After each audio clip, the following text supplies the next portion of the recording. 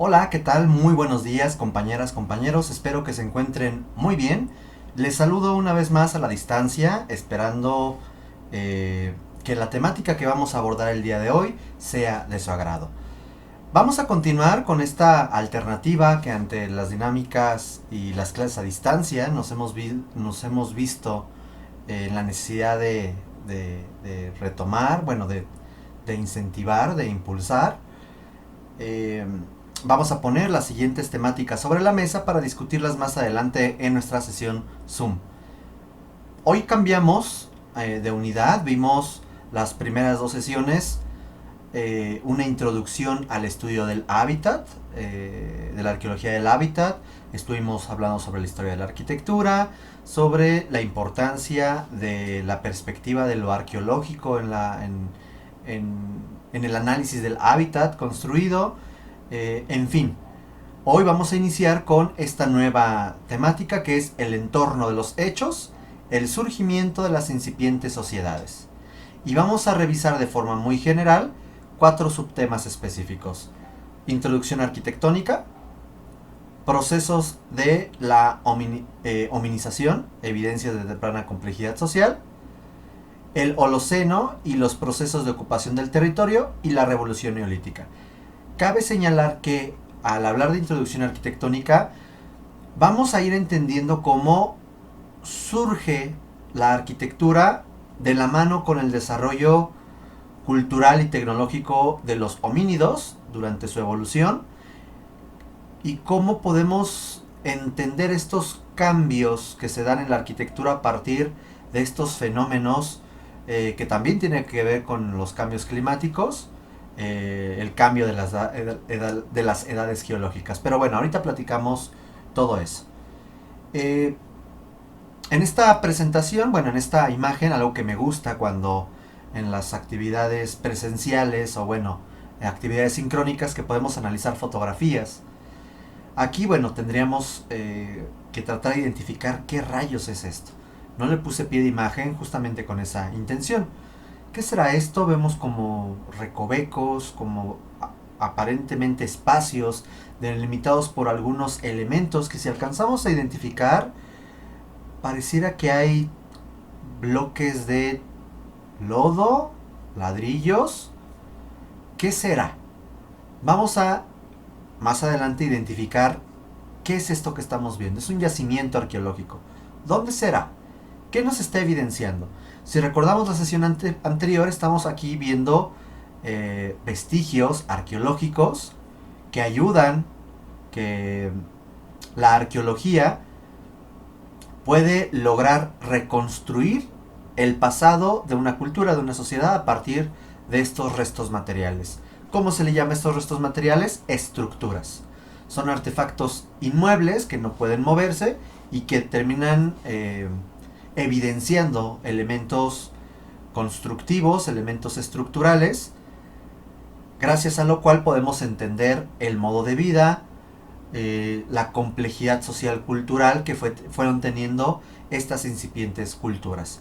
Pero vamos a ver qué características tiene, qué épocas tiene, cuál fue el contexto que originó que esto fuera así y no de otra forma, ¿vale? Vamos a continuar con primero señalando estos dos objetivos generales que tendrá esta y la siguiente sesión. Describir los procesos de ocupación del territorio y la conversión de los asentamientos en centros urbanos. Diferenciará los procesos de producción arquitectónica según su región y sitio. Y entender el desarrollo gradual del hábitat construido de las incipientes sociedades hasta las primeras sociedades complejas.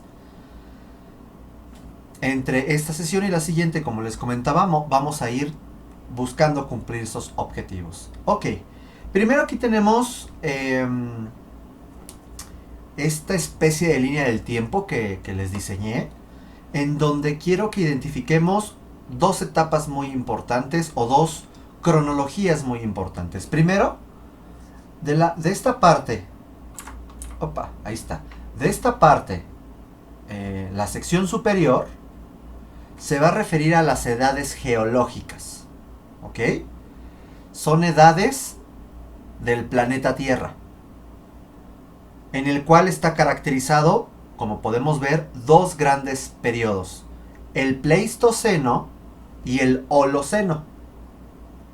El Pleistoceno se va a caracterizar por una gran cantidad de ciclos de glaciaciones.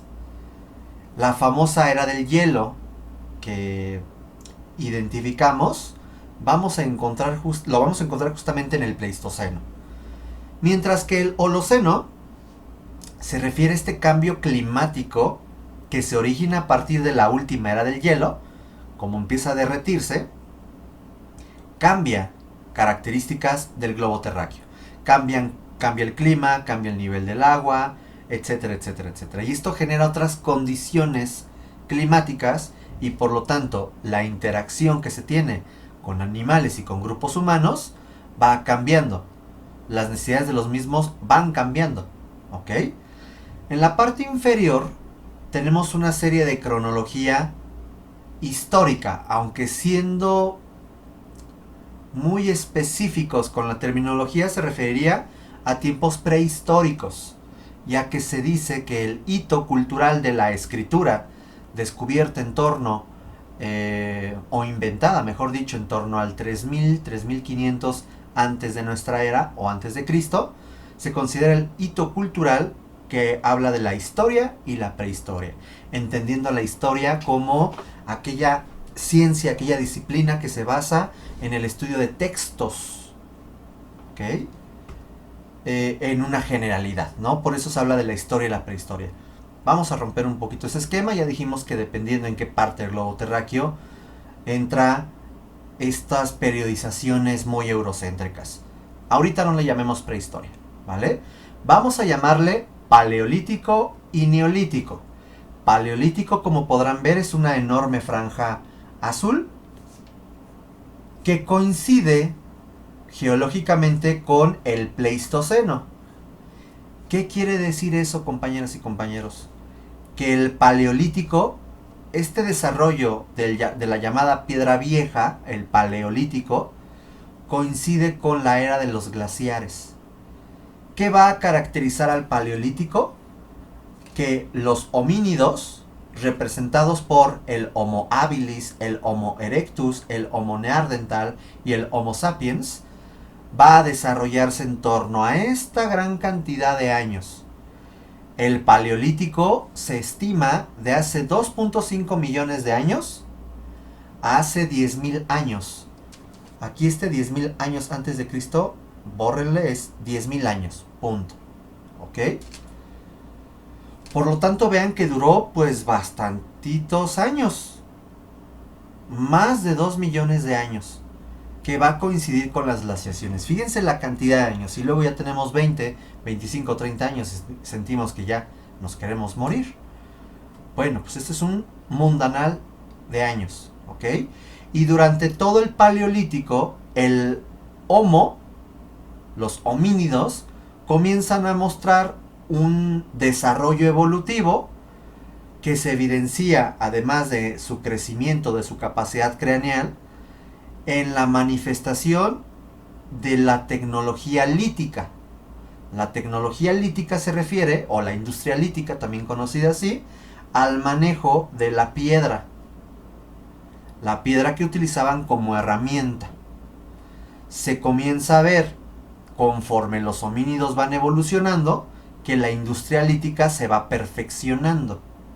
Hasta que llega un momento en el llamado Paleolítico Superior, hace 40.000 años atrás, que el Homo sapiens comienza a manifestar las primeras actividades artísticas, que lo podemos evidenciar con figurillas, primeras esculturas y la pintura rupestre. Ahorita volvemos a tocar ese tema. Existe entonces, cuando termina el Pleistoceno e inicia el Holoceno, un quiebre que afecta al desarrollo de los homínidos. Resulta que los homínidos estaban acostumbrados a vivir en un clima gélido. Como eran cazadores, recolectores, andaban tras su presa y la presa andaba buscando las mejores circunstancias para vivir y para comer. Entonces andaban atrás de los animales. Cuando el clima cambia, comienza a generarse un mayor confort climático, pero también el suelo comienza a descubrirse los beneficios de su fertilidad. Y por lo tanto este Homo sapiens comienza a cambiar gradualmente de ser un nómada cazador recolector, perdonen ustedes, a ser un sedentario agricultor ganadero. Comienza a domesticar las plantas y a los animales. Y eso hace que las personas tengan que quedarse en un lugar establecido. Y esto genera algo que Gordon Childe, el cual se mencionó la clase anterior, un australiano, menciona como la revolución neolítica. ¿Por qué es una revolución? Porque vino a generar un cambio abrupto en los modos de vida, en los estilos de vida de los homínidos del Paleolítico. ¿Ok? Considerando entonces todo eso, quiero que ustedes sean muy observadoras y observadores y vean la parte derecha de esta diapositiva cómo va a cambiar. ¡Pum! Cambio. ¿Qué pasa? Resulta que en esta línea naranja que estoy colocando aquí, más que poner la escritura, más que poner la edad de los metales, que lo mencionaremos en la siguiente sesión, hay un hito que como arquitectas y como arquitectos nos es muy importante, que se llama la revolución urbana. De forma muy general, resulta que los primeros asentamientos agrícolas neolíticos comienzan a complejizarse cada vez más hasta que algunas, no todas, algunos de estos asentamientos se convierten en ciudades. Ya veremos la siguiente sesión qué va a caracterizar o diferenciar una ciudad de un asentamiento neolítico. Por lo tanto, surgen las primeras grandes sociedades complejas. ¿Cuáles van a ser? Sumeria, con las dos primeras grandes ciudades, Ur y Uruk, y en Egipto con Tebas y Memphis, en torno al año 3800 al 3000 antes de Cristo. ¿Ok? ¿Por qué es importante mencionar esto?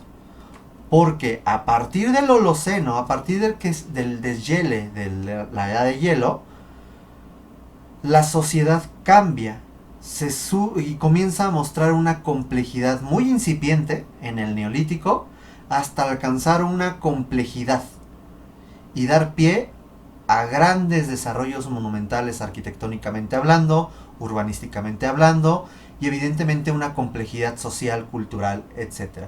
Vemos ahí en el caso de Sumeria los primeros grandes referentes arquitectónicos que se llaman zigurats, mientras que en Egipto los primeros grandes referentes del antiguo imperio egipcio que se llaman las pirámides. En este caso una pirámide escalonada. ¿Ok? Que además pasaron casi 1000 años entre que surgen estas grandes ciudades o esta complejidad y las primeras pirámides monumentales. Ok, este es un esquema, una introducción general al estudio o al entendimiento de esta arquitectura paleolítica y neolítica. Aquí tenemos una línea del tiempo, es una línea del tiempo de internet, con un esquema muy europeo, en donde podemos ver que hay un neolítico, luego una transición, un paleolítico, una transición al neolítico. Ahí hay una franja naranja que le llaman o se le suele llamar mesolítico. Significa que es una etapa en donde gradualmente, poco a poco, progresivamente, los grupos humanos comienzan a pasar de ser nómadas del paleolítico a ser sedentarios del neolítico. No fue un hecho que yo me durmiera un día y despertara siendo sedentario del neolítico. No, fue un proceso que tardó bastantes años.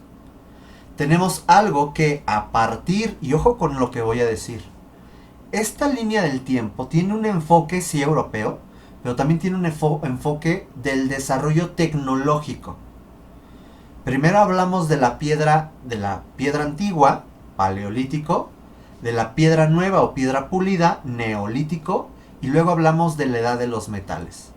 Eso quiere decir que es un enfoque de la cronología de la historia a partir del desarrollo y complejidad de la industria lítica y posteriormente de la metalurgia.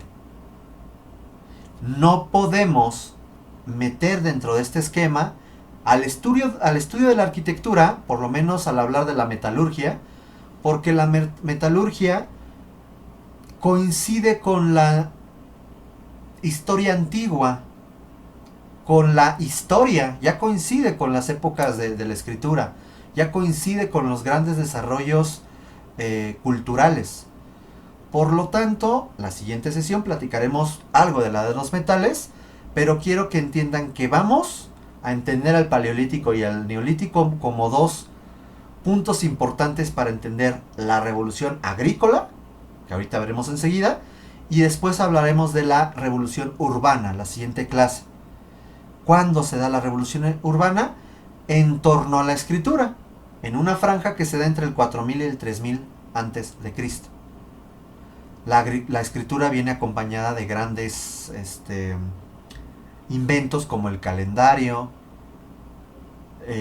los grandes asentamientos culturales, agrícolas, urbanos, religiosos, políticos, militares, etc. ¿Ok? Luego lo platicaremos. Si hablamos de la edad de la Tierra, la edad de la Tierra es muy vieja. ¿Ok? Aquí podemos estimar en lo que se conocen como eones, un primer eón llamado el Adeano, que es de hace 4570 millones de años. Es muy viejo. Quiero que de pronto dentro de toda esta línea veamos cómo hasta aquí arriba, esto que estoy rayando, existen tres eras. De hecho aquí, bueno, pues ya no lo vi, pero se marcaban 3 eras. Estas 3 eras dentro del Fanerozoico, estas 3 eras son, en antigüedad, el Paleozoico, el Mesozoico y el Cenozoico. Seguramente eso se vio en la primaria o en la secundaria y lo han de recordar. Estas grandes eras, porque gran error de las caricaturas, gran error de estas películas, etcétera, los homínidos nunca conocieron a los dinosaurios. Y no todo lagarto es dinosaurio. ¿Vale?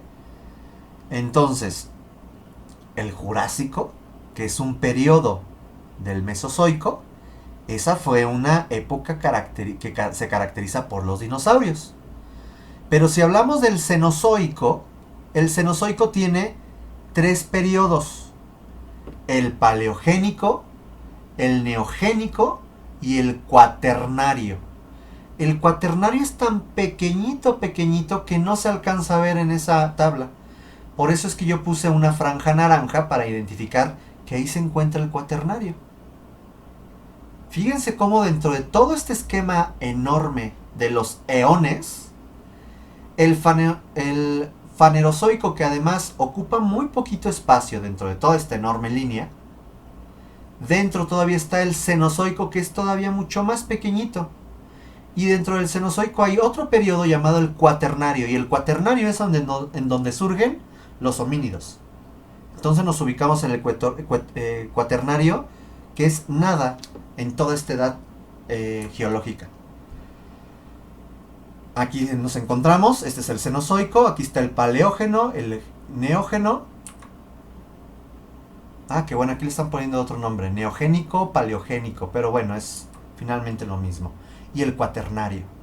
Además del Cuaternario, que inicia hace 2.5 millones de años, sí, el Cuaternario inicia cuando inicia el Pleistoceno, porque el Pleistoceno y el Holoceno son épocas que conforman al Cuaternario.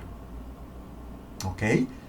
Entonces el Pleistoceno, que es una época geológica, inicia hace 2.5 millones de años atrás.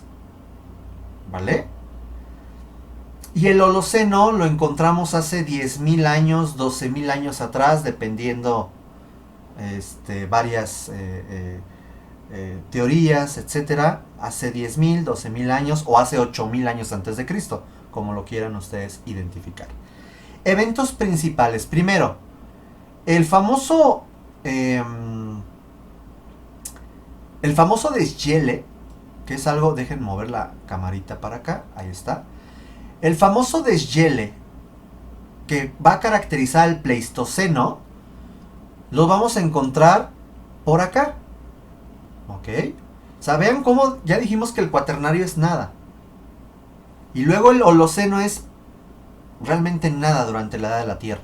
Nuestra vida es efímera para la Tierra, es incontable para la edad de la Tierra, porque duramos muy poquito tiempo. Nuestra civilización, nuestra cultura, toda nuestra historia ha sido nada para la edad de la Tierra. El famoso Australopithecus, Lucy, la Australopithecus, no es propiamente un homínido, da pie a los homínidos, y esta surge en el Neógeno. A nosotros nos importa a partir de hace 2.5 millones de años atrás, cuando comienza una serie de ciclos de glaciaciones, evolucionan los humanos modernos y se da la extinción de la megafauna, hasta llegar al Holoceno, que se va a caracterizar por ser el final de la edad de hielo y el surgimiento de la civilización actual. Realmente nuestra historia ha sido, insisto, muy pequeñita. Si vemos este mapamundi, podemos ver cómo el origen de los homínidos lo encontramos en África. Y de África comenzó a extenderse estos homínidos por el resto del planeta Tierra. Podemos ver que en el Medio Oriente están hace 100.000 años atrás, en Europa hace 40.000 años atrás, en Asia hace 65 o 25.000 años atrás, y ojo, América se va a poblar en torno del año 12.000 al 15.000 años atrás. Por eso el desarrollo de América es tardío en comparación con el Medio Oriente. ¿Por qué? Porque los humanos que vinieron a habitar América llegaron de forma tardía. Aparentemente por el estrecho de Bering, esta parte, entre Rusia y Alaska. Eso lo veremos el siguiente semestre. Entonces, vean cómo lo que se conoce como el viejo continente, Europa y el Medio Oriente, fueron poblados muchísimo tiempo atrás, antes de América. Lo mismo que China.